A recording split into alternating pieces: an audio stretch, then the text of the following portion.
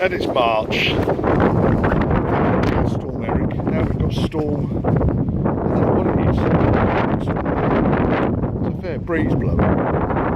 As you can see, I started putting up the frame for the polytunnel that the project cars are going to sit underneath. A fair sized bit of kit that.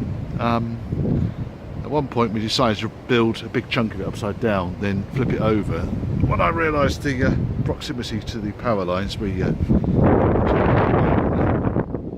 horses are not impressed. So what have I been up to? Apart from discussing the weather.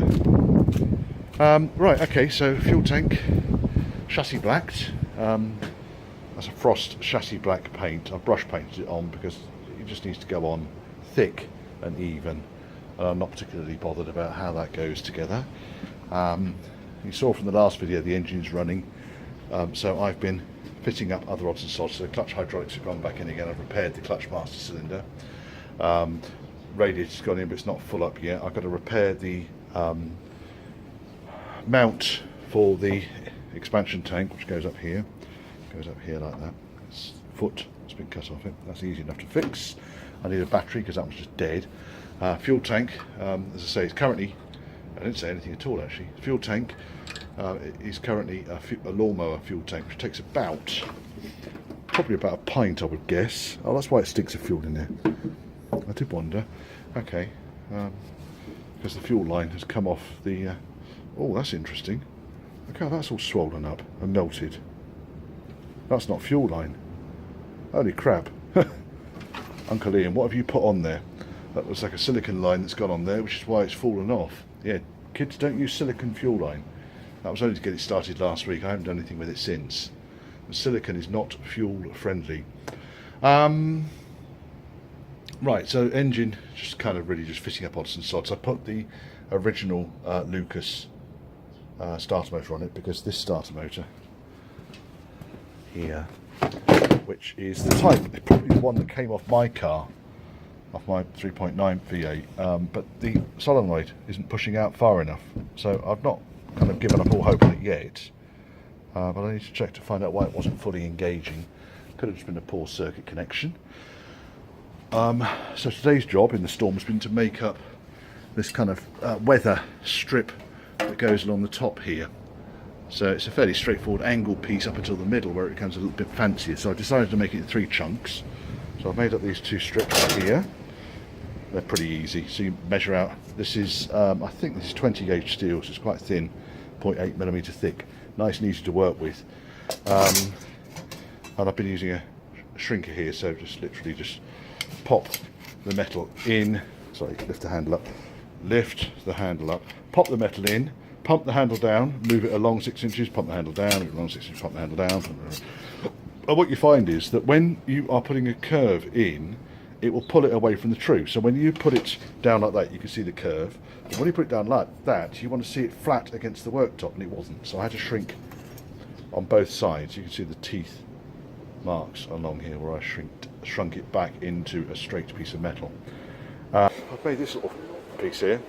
This is the little bit that goes up yar like that. See, it's quite neat, isn't it? That goes up there, and then I'm going to butt those 2 other edge pieces. I've got a little bit of tidying up around it to do, tidying up some welds, drill some holes in this, clean it up, zinc paint it. It was originally spot welded on.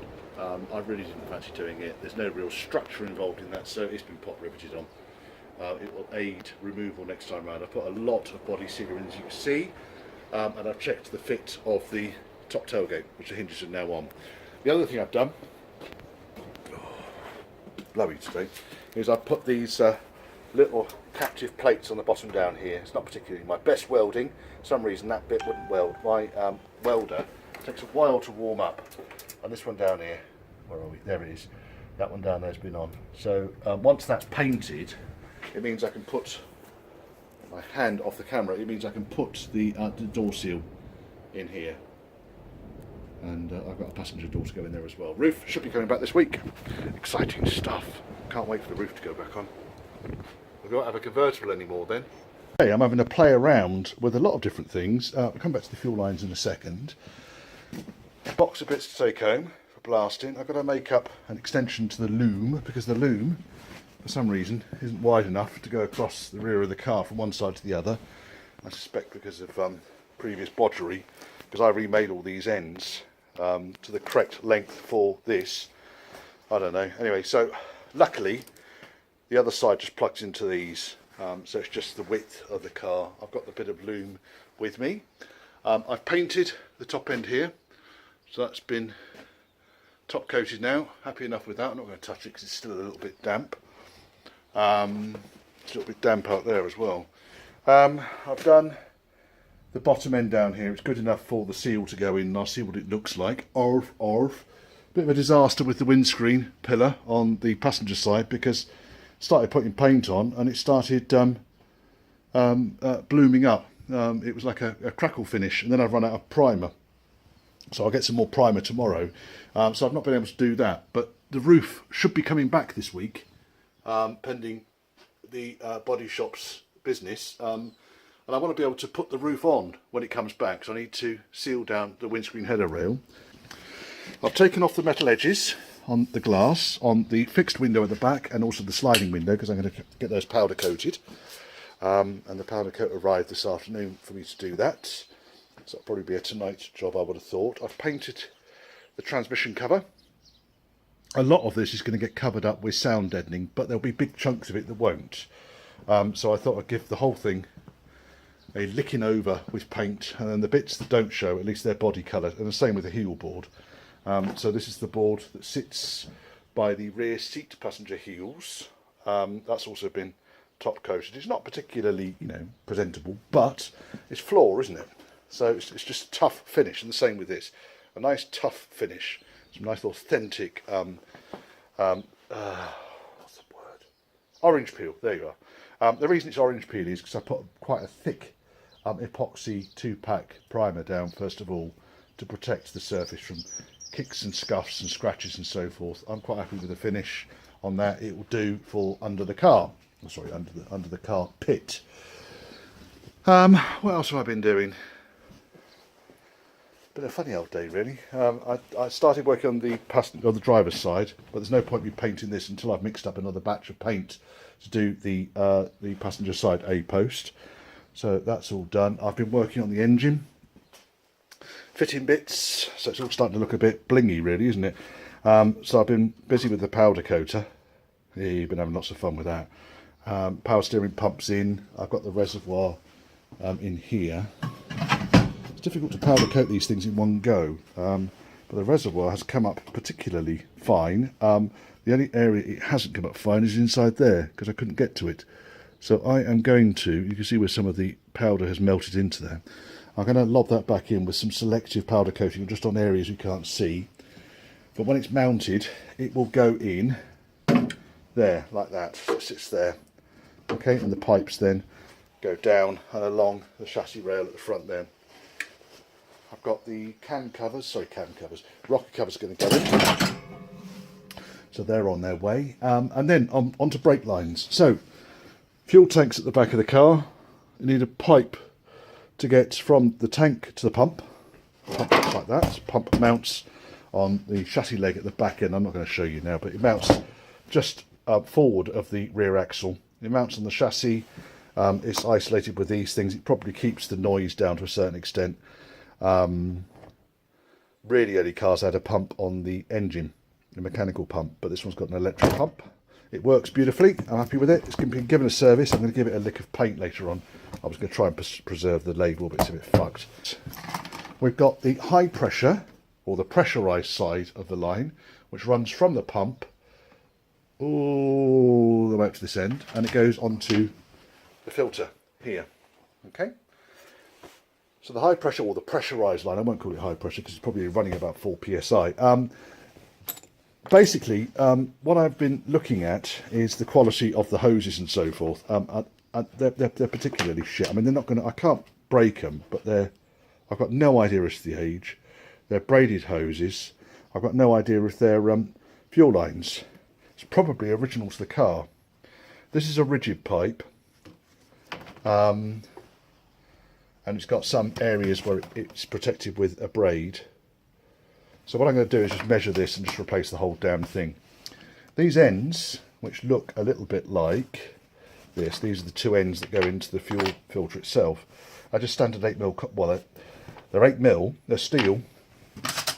I can make them again out of copper, I think, because they're a bit on the tatty side, and also some of them have got rust on them, on the ends. That one's got a cut on it. Focus. And then at the end of the pressurised line is the pump, and on the other end of that is the line that goes to the tank. So again, another fairly short length of hose, flexible hose. It's got, I've just been testing different fittings in this. This is particularly crap footage today, Richard. I'm going to need to get hold of one of these fittings. I shall take it out and see if I can recover it, retrieve it. It looks a bit knackered though. I'll find out the thread on it. It should be just standard plumbing fittings, I think. So that then covers off the pressurised hose, so the pressurised system, and I've kept these, and I will continue to keep these. There's no way they're going back on the car, and I'll hang on to them purely because they are superb as a pattern. So next time I need to make them up, rather than taking all the stuff off the car, I'll be able to, something just fell on the floor, I don't know what it was. Something went tinkle tinkle. I'll be shouting later on, trying to find the thing that fell on the floor. Okie doke. Right, so then on to the low pressure side. This is the low pressure side.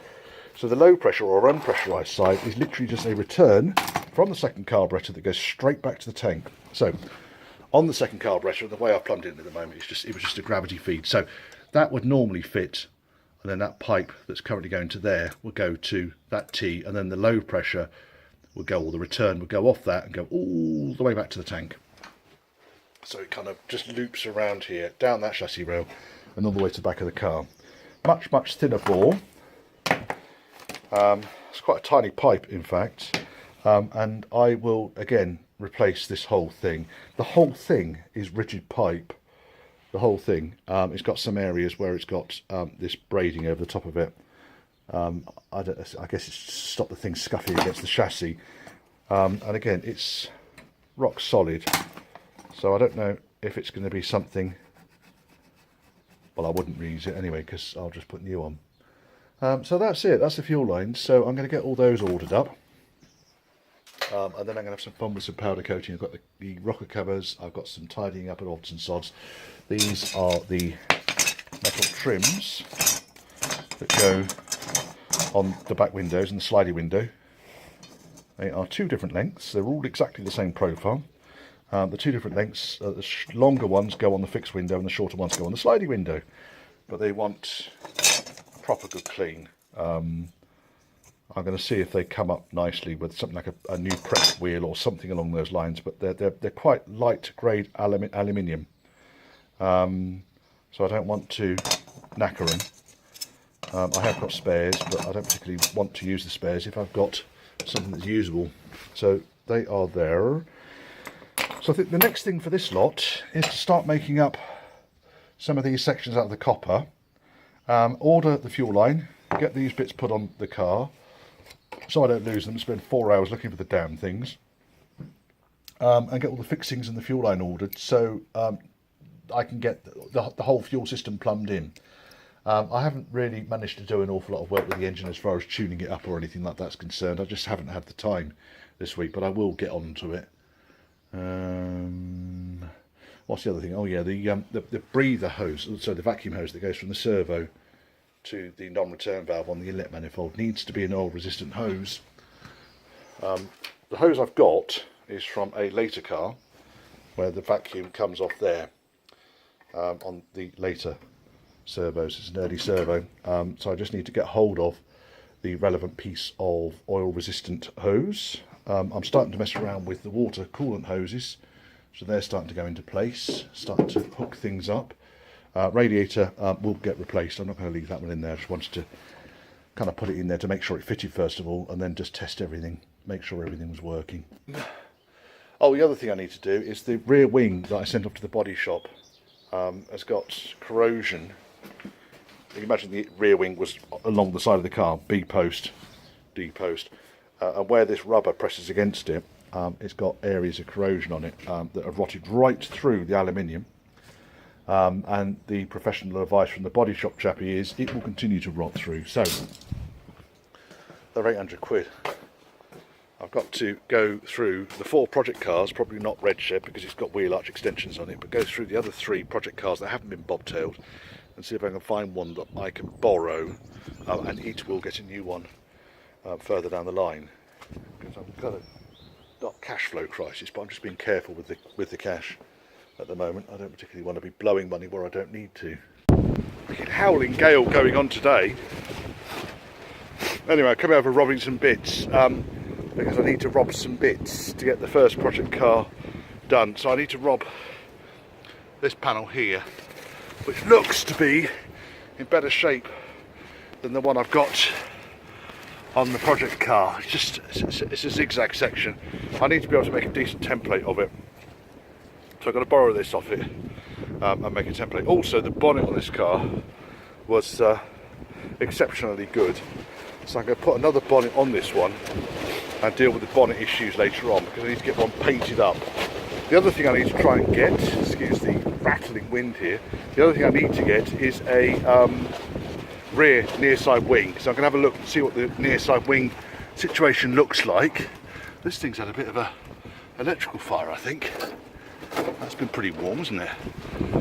I think, or a mouse has been in here. No, I think that's been pretty warm. I should have to get one of those. Yeah, that has properly melted, that has. Anyway, don't know why. Least of my worries. Oh, that might be a Lucas M45 starter motor down there. It is.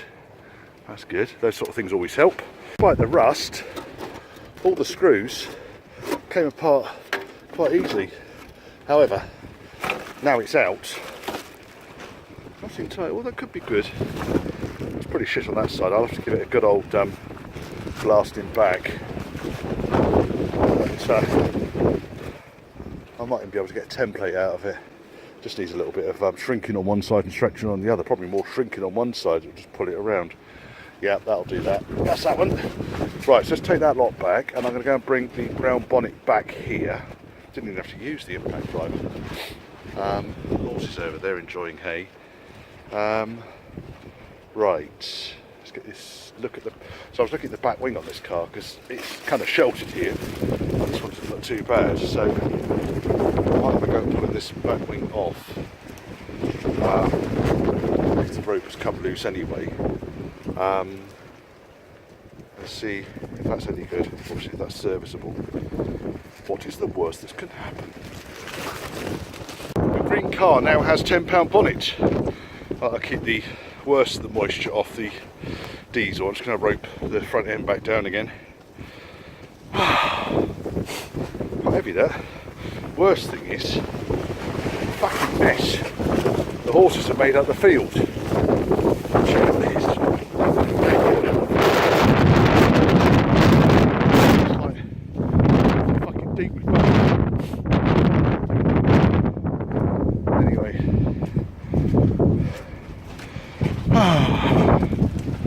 Right, so the horses have been walking through here as well, probably sheltering from the breeze. Quite funny. The horses are doing some sheltering. So yeah, I think I'm going to use this wing. To get these things off, there's normally a couple of screws or pop rivets down there. There's a line of screws along the top underneath the side window. And there is a couple of pop rivets down the leading edge, and then the only other thing that secures it will be the mudguard at the back there and a plastic trim at the front. I found money! Old pound coin. I can leave that there. Lucky pound coin, eh? I like finding money in cars. And down the back of the sofa too.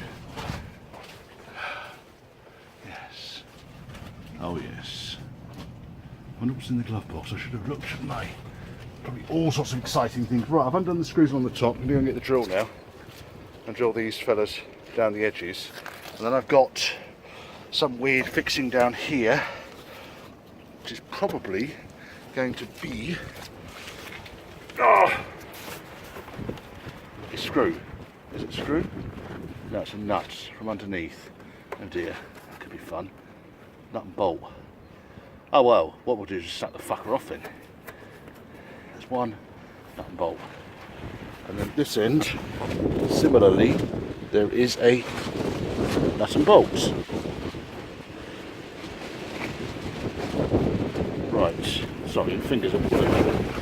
So that's for the back end. Let me go and get a selection of sockets and undo those bottom ones first. And then I need to get the wing can come off, I think, and then I will just get the new behind. Because I'm not so fussed about the rear corner, it's the back performance that I need. Yeah, must excuse the most inclement North Devon weather today. It's most inclement. Ported, hold. This is the next one, and this is just as bad. It's got corrosion. You can see the line, actually, sorry, you can't see, my camera's not, but you can see the line of corrosion that runs around here in an arch. Where the rubber on the inner arch meets, it just sticks moisture against the outer arch, and I guess when these things are parked up and don't move, the rear wing just rots out. So that's got the same problem. And then let's have a look at this one. This is the last one. Right. Okay, we got into this one. Right, I'm going to have to undo the rope. A little bit of a struggle, but again, you can see the corrosion starting to come through. So I'm going to have to find a reliable second-hand one, or crop up £800 for a new one. Not entirely futile, because I've got a bonnet and I've got a slam panel. Not a slam panel. What are you fucking talking about? I got a bonnet and I got a deck panel. A piece that I needed. And you can see here the scale of the frame. You can see the problems that the cover's going to have to put up with when it goes up. I've got to line all these legs up so they're all beautifully in line, equidistant. They've got anchor. I think it's 2 foot long anchors that go into the ground. I'll bang them about a foot into the ground. That will raise this up a bit higher. And then the first non-windy day, which is likely to be, I think in North Devon it's forecast to be September the 14th, 2020. I should pull the cover over. Right. Positively roasting in here by comparison. Right, okay. Powder coat has come up beautifully, look at that.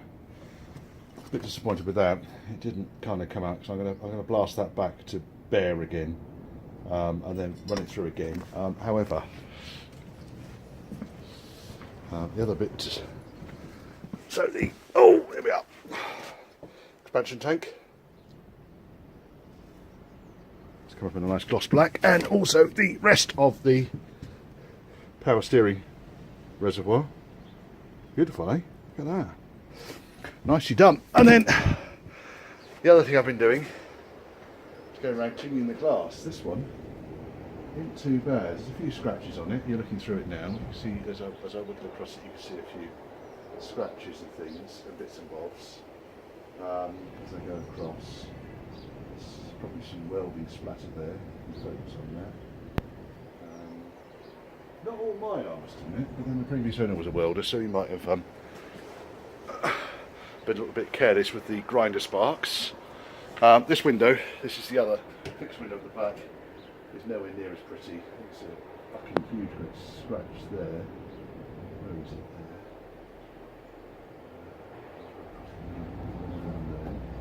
there?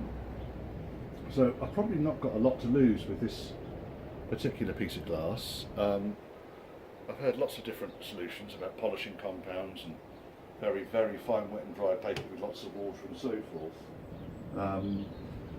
So I'm going to do that. The windscreen was in a dreadful state before I started, so the situation's not improved. I didn't bother taking it out, of course.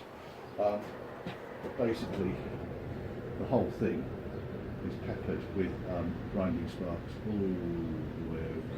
So that's going to be scrapped. In fact, if you listen to this is good for this. Listen. do it that way around.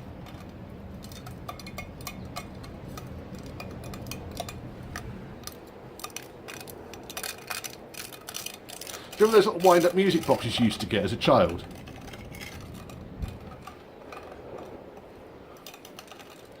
Not quite as musical, but still. Now, I knew the windscreen was fucked anyway. Sorry, I knew the windscreen was probably not going to be much good. But it's going to come out. I've got another windscreen in the back of one of the cars, a spare screen, so I'm going to get that out in a minute and assess its quality before I start looking around the project cars again. But this one, because I regard a windscreen as safety critical, because if you can't see where you're going, then it's no good having good brakes or good tyres or good road holding. So it's got to have a good windscreen in it. It's a shame that I put this one back in really, but then the roof's not on yet. It's fairly easy to fit these screens when there's no roof on. You just take this header rail off the top here, a lot of silicone sealant, and slip the screen down. Right, I'm going to get the other screen out. Let's have a look at it. Oh, postage bin as well. While I've been across up to no fucking good, I've got a new element for the oven, which was broken. If you saw the review on the powder coating, you'd have seen that. And then also chemicals. I've got the tank slosh kit from Rustbuster, so I'll be demonstrating that later on and giving it a review. Dad's left his fucking bag here. What a tool. That little interlude there. Dad's going to London tonight, see some friends, bit of a social event, and oops, I've just called him, he's on his way back. He didn't get that far down the road. Right, that came up quite nicely. I'm pleased with that extra lip I put on there. That's kind of how they're supposed to go. But this outside lip here is almost like a moisture trap that stops much of the moisture. If anyone's driven a Range Rover, they'll know these things tow. Everything that goes underneath the car or over the top gets dragged along behind it, especially at speed. So when you've got the rear tailgate open, you can wash your hair from the back. Just having a little peek in Red Shed, because I've not been in here for a long time. Managed to get the back tailgate open. This is a particularly nasty glass fibre panel. As you can see, it just doesn't really fucking fit anywhere. Top tailgate doesn't open on this one. And it's just bizarre. This bottom tailgate is designed in such a way that you get over all of the rear end of the car security, because the top tailgate lock, that fella there, you see, it's not wanting to know, but it's got early catches on it, and I really don't want to fucking wreck them. It's all just one piece, the rod on these early catches. I'll try and get, oh, nice big spider's web there, look at that. Oh yes, we like a spider's web. I might have to sacrifice the frame, but that's no great loss, I don't think, by cutting through here, dropping the original glass down, which is 1972. There you are. Under the word toughened, the dot is under U. 1973. I think it's 1, 2, 3. You count the numbers from the beginning, and D is 0. So that's 1973, and then the dot above the E means something as well. Gives you the month of the year. Yes. Right, so what we came in here for, because we got distracted then, was the spare windscreen I've got in here. Oops. So let me get the spare windscreen out and see if it's any better than the one that's in the car. Well guys, it's a beaut. I've been over this thing with a fine tooth comb. There's lots of dirt on it. There's one tiny stone chip that I've been able to identify right there. It's on the other side. This is the inside of the screen. What's more is it's a triplex screen, which is what would have been fitted originally to these cars, laminated. In fact, no, I think these things had toughened screens originally, so this is a later screen. But looking at the letters on it, it's 1974 laminated triplex screen, Pilkington label on it. That's going in. The other thing that I found in here, I lifted up the spider laden quilted tool cover. It's got half its tools in it still, this one. I didn't know that. That's Red Shed for you. Good old red shed. Right, so that screen's going to stay there for a moment. I just need to clean some of the edges up. There's little bits of gloop and stuff on it. Get the old screen out of the car, and then this one's going to go straight in. That's all come off. Just clean up the edges, a bit of silicone spray around the screen rubber, and the screen rubber on the project car, or sorry, the first project car, car number 1, call this car 1. The screen rubber on car 1 is pretty presentable. It's in fairly good shape all around, even down at the bottom here. This responds nicely to a bit of silicone spray. This is the flap that sits up on top of the deck panel.